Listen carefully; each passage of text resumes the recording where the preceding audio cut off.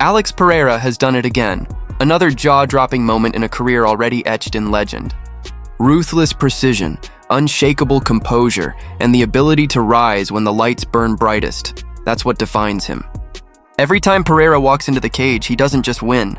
He rewrites history. Went right at him. Right hand. Boom! Just rocked him with that right hand. Oh my God. see Ankalaev reaching for him. Let's see it again. You can't get hit like this by this guy, man. No, not by this guy. And then he dives, and it was over. And then they make the 12-6 elbow legal. Yeah. Oh, look at that. Oh right. my God. The 12-6 elbows legal. They again. make the 12-6 elbow legal. That this guy. Watch the one to the body, though. Please show the one to the body. Oh, he hit them all. Oh my God, he had one. He had one. Look at this. Yeah, look at it. Deep. I mean, just to the body. That sucks so bad. Magomed had no chance. There was no way he was going to get out of that. Just destroyed. Then he does that same thing. That's so crazy, dude. This dude's cold-blooded. And guess what? Alex, you are back to being the champion. The belt is once again around your waist. But before we even talk about the fight, you're walking in a booth. You noticed that you were adjusting your foot inside the octagon. What really is going on there? And was this something before the fight, or did it happen in the fight? Yeah, I think this time it broke for sure. It started turning purple super quickly, but you know, when I was throwing those low kicks, I saw that they were landing. You know, he changed his stances after the third kick, which is something that he didn't do in the last fight. It's something that I saw Jan Blachowicz did to him in the fight too, but as soon as I landed the first kick to his lead leg, I felt my foot. And you were aggressive really from the first moment on. Was the approach to go right at him, or was that something that you saw opening up for you in the fight? That was the plan in the first fight. You know, I wanted to go up and be aggressive. I told everyone I wasn't feeling well. I'll talk about that a little bit later. But you know, I felt that it was going to happen. You know, even this morning we went to breakfast at Bagel Mania, and we saw one of the guys from Power Slap who we saw last time on fight day as well. He had just lost that night, and today he was there and he just won. So I thought to myself, man, you know, last time he had lost, I lost, now he won. So everything is coming together. You're gonna have. Do things feel different? You've won the title before. You've been the champion in 2 divisions. Is something else happening here? I make all those around me happy. You know, all my fans. I feel all the love at the press conference. The fans won't even let my opponent talk. So I feel that, and I want to give people joy. And even in Brazil, sometimes people will say, "Oh, I wasn't watching the UFC anymore until you came," and stuff. So I feel it, and I want to give back to those people. Well, you're certainly doing that, Alex. Now comes the part of my job that I have to do. That's always difficult because you just won the title once again, and we're already asking you about your next fight. But I talked to Carlos Ulberg and I talked to Jiri Prochazka after your fight. They both believe they're next in line. They both have their reasonings for it. If you get to play matchmaker as the champion, when do you fight, and who is your opponent? You know, like I said up there, I had a whole speech prepared, but we all know what happened to Jon Jones' brother.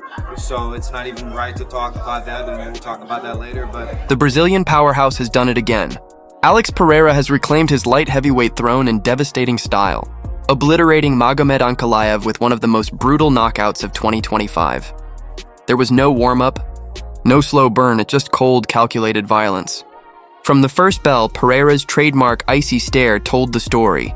Focus locked, menace radiating. The moment Ankalaev dared to close distance, Pereira detonated a thunderous right hand that landed flush, sending him crashing lifelessly to the canvas. Seconds later, the fight was waved off. Another ruthless reminder. When Alex Pereira decides it's over, it's over. He could really be the face of this organization at this point. Yeah, you know, people love him. People love the way he fights, and can't be bummed out with the way he performed this evening. So He seemed to tease that maybe he was going to call for a Jon Jones fight, but then kind of pulled it back after, you know, learning about Arthur. Is him going to heavyweight something you would entertain at this point? So today I was at work and had a bunch of meetings over there this afternoon, and I went over to the PI, and he was over in the PI. And I'm like, well, you're the last guy I expected to see here today. What are you doing here? And they're telling me, we want to fight at heavyweight. I said, how about we win tonight and focus on tonight, and then we can talk about, you know, heavyweight. And I don't know. You know, there's still fights here in this division, but we'll see. I mean, this guy has been an absolute stud for us. He's on vacation in Australia, flies over and fights because, somebody fell out. He fights when he's hurt. He doesn't care. He wants to fight everybody. He wants to move up to heavyweight. Any sport, the Lakers, the Celtics, any way that you want to do it. You do not lose to somebody and 5 months later flip the script this overwhelmingly. He believed in himself. And by the way, I was irritated with one thing, which is I didn't feel that Pierre was calling for this fight. I didn't see it. I spoke to Dana White yesterday. He said, Chael, that was only publicly. Behind the scenes, he was demanding this fight. He didn't think he was himself. He didn't want to make excuses, but he wanted the rematch. And yes, to your question, I believe it now. He had a lot of losses in kickboxing and never made one, but for some reason he chose this time to make one. I don't know why. I believed him, and I think he proved. I think he proved himself right that he wasn't 100%, and he looked incredible tonight. Yeah, incredible is the right word, and I was expecting a little bit of a different version, of course, but the way that he almost ran out of his corner, and I think back to the year that he had in 2024, then he loses in March, and you're kind of wondering where does he go from here.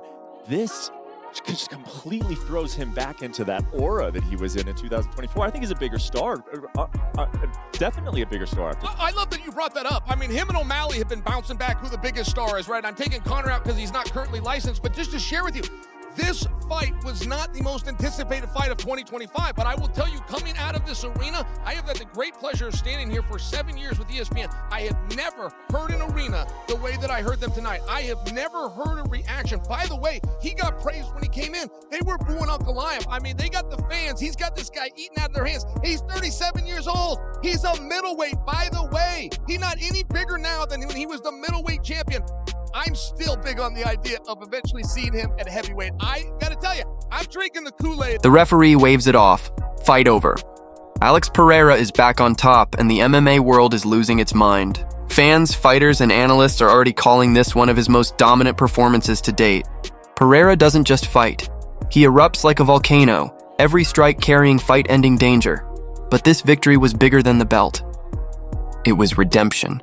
In their first clash, Ankalaev had stolen the edge, grinding Pereira down and breaking his rhythm. Not this time. Pereira rewrote the script with ruthless precision. No hesitation, no patience, just calculated aggression. He anticipated Ankalaev's wrestling and distance control, chopped him down with vicious leg kicks, and forced him backwards. Then, in a split second, he timed the perfect shot, a thunderous right hand that sealed the deal. Alex Pereira isn't just champion again. He's a reminder that when greatness is challenged, it always rises, violently. And then a little bit of the second.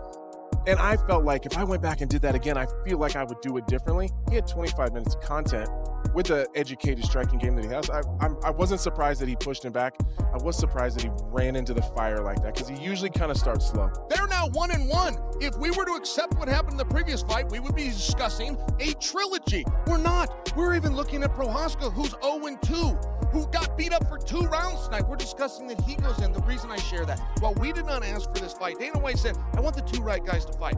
These are the 2 right guys. Dana himself saw something that he thought perhaps wasn't right. And we get this rematch, and all of a sudden, Pierre goes out and delivers what he says. As the older fighter, I can't tell you a time off the top of my head where an older fighter came back and beat a 3-division world champion for the first time. And it's, look, Tom Aspinall is a large that's a big That's a giant man that is never going to make middleweight, never going to make light heavyweight. Right. That is a true heavyweight. Tom Aspinall couldn't make 225. No. He's huge. Yeah. Because he's ripped at 255. Yeah. So that's a real heavy. I'd like to see him fight again at 205. I got to be honest, man. I kind of like the guy that dominates a little bit, especially when it looks like that. But it looks like that. I mean, that was revenge. Well, Jiri Prochazka has fought Alex Pereira twice. So in our fighter meeting, when we talk about Ankalaev, that would have been a fresh matchup, whereas Carlos Ulberg has not fought him, so maybe he has the inside lane. Well, Ulberg versus Jiri for an eliminator. Or for a vacant belt if Poatan's doing his if thing. Poatan decides to go up, look, he's 38 years old, too. At a certain point in time, he's going to be done with this. And it's not, we got to appreciate him now. Because he doesn't have 10 years left. I mean, it's just, he heavyweights can fight a little longer, but 41, 42. Hey man, let me tell you something. Fighting in that 41, it ain't fun. It ain't fun at 41. I'm telling you, I don't care how good you are. But we said a year ago when we talked about Pereira, he's only been in the UFC 3 years, and now we sit here, he still has less than 4 years on the roster. It's nuts. Alex Pereira walks down and viciously TKOs Magomed Ankalaev in their rematch in the main event of UFC 320. He didn't just finish him in round 1, he finished him in 1 minute. Absolutely amazing performance from Alex Pereira. Sham, I'm so happy we get to live in this timeline where Alex Pereira rids us of that goblin giant gnome. I don't know how to express how happy I am to be wrong. I watched Ankalaev get the win over Alex Pereira in the first fight, and now I've seen this, and I've never been happier to be incorrect on a prediction. Alex Pereira made it look easy. And when I tell you, he walked down Ankalaev, and Ankalaev looked like he'd seen a ghost from the opening bell, and he was thinking, this isn't the Alex Pereira from the first time we fought. This isn't the Alex Pereira backing up on the back foot, looking to tap away at low kicks and chip away at me. Alex Pereira genuinely looked like he was twice as big as Ankalaev, as Ankalaev backed up and cowered away from every exchange. Alex Pereira. I want to talk about the overall performance. I'm just so happy that humanity has prevailed against these goblins, and we don't have to hear about this Dagestani fan base anymore. They're gone. Easy victory. He's emoting on him. Look how right the belt looks back around Alex Pereira's waist. Emoting on Magomed Ankalaev, who genuinely got wobbled by a right overhand, shot in, panicked, shot into a takedown, curled up in a ball on the ground like Anthony Smith in his prime, and got hit over and over and over again. Some really dumb comments are saying early stoppage because he wasn't out cold. Ankalaev genuinely curled up in a ball and ate about 20 follow-up shots without doing anything about it, waiting for Herb Dean to step in and save him. Alex Pereira turns him into 12-6 elbows. We got to talk about the overall performance though, because this means... That's what separates Alex Pereira from the rest of the division. Unmatched precision, terrifying power, and the mental dominance to impose his will from the very first second. He doesn't just beat opponents, he breaks them. Now the burning question, what's next? Does Pereira cement his legacy with another crushing title defense, continuing to carve out one of the most feared reigns in MMA history? Or does he chase new horizons, super fights, double champ glory, maybe even a crossover that tests the limits of his legend? One thing is certain, as long as Alex Pereira is fighting, the world will be watching. I'm going to go through what happened in the very short minute of the fight. I'm also going to go over what's next, because if you're a real fight fan, you know what the fight of the era is that we need to see.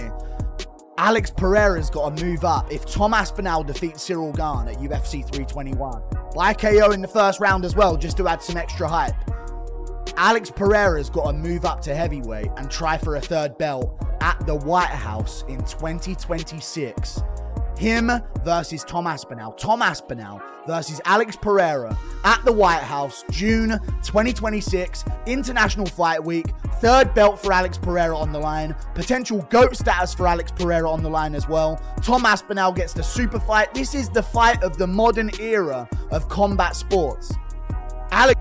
Did you know you were going to fight him as aggressively as you did because of how injured you were in the first fight and how you wanted to correct that in the second fight? Or did you just get in there and feel the emotions of the moment? Não, isso tudo faz parte do plano. Algumas semanas atrás, o Glover deu entrevista e avisou. Falou, Poatan vai diferente, primeiro round vocês já vão ver com essa convicção, mas ninguém acreditou. No, that was all part of the plan, and Glover even did an interview and he said you guys are going to see the difference in the first round, so it was all planned out. You were very good for the most part during the lead up to this to not taking some of the words said by him or whoever was saying it for him and the personal attacks that were made on him, but realistically, how much of a grudge did you hold against him for those words? Todo momento. Algumas vezes, igual quando eu falei pro Dana White, pergunta pro Dana White e tal, porque o Dana White foi e falou, pô, esse cara nunca negou luta pra mim, né? Nunca falou não. Pode estar viajando, não tá lesionado, e eu sempre fiz isso, então isso acho que foi o que fiquei mais assim, sabe, nas palavras dele.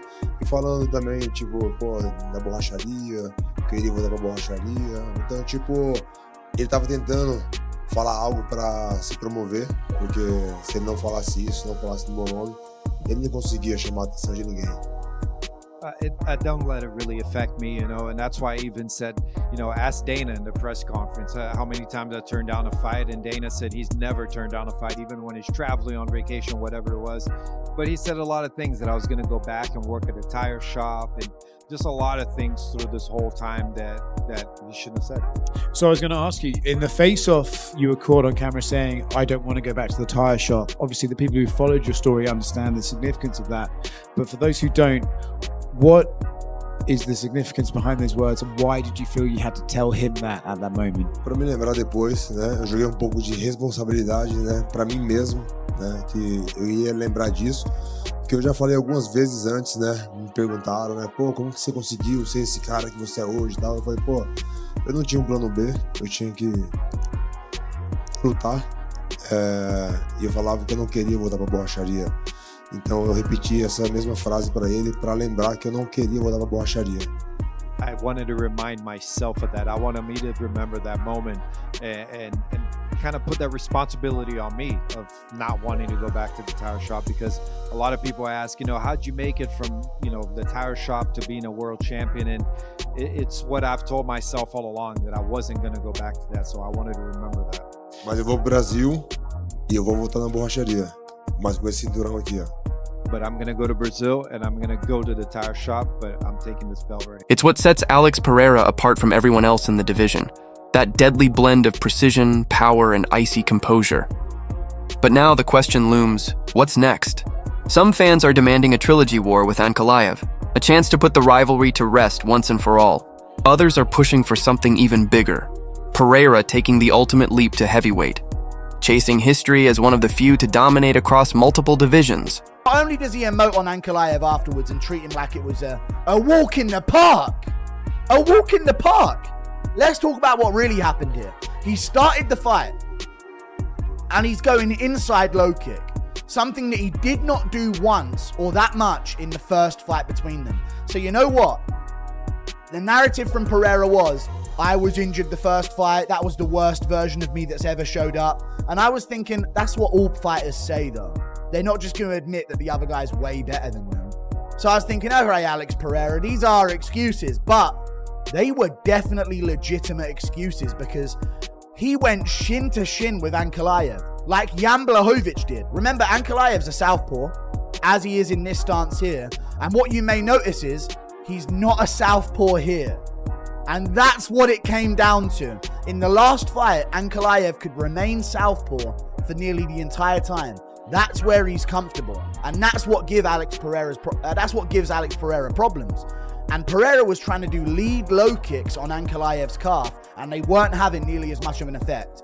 Jan Blachowicz went shin to shin with Ankalaev and gave him a ton of in the cage, just staring, just looking, all being very, very serious, very scary and very intimidating. Well, it obviously worked, because Magomed Ankalaev just got flatlined, smoked, destroyed, beaten in 1 minute, 20 seconds. Now, all the talk of him coming in at 40%, maybe there was a little truth to that. I mean, we did talk about him being a little burnt out. We did talk about the schedule that he was on, which was kind of crazy. And certainly it looked like it did catch up to him in his last fight against Magomed Ankalaev. But he was right. There isn't going to be a third match. There isn't going to be a rubber match. Absolutely no way. Alex Pereira now is going to go into new challenges. If Magomed made it competitive, then maybe there would have been a talk of a third match. But it wasn't competitive. It was completely one-sided. It was one of the most vicious beatdowns we've ever seen. Alex Pereira now is a 3-time UFC champion.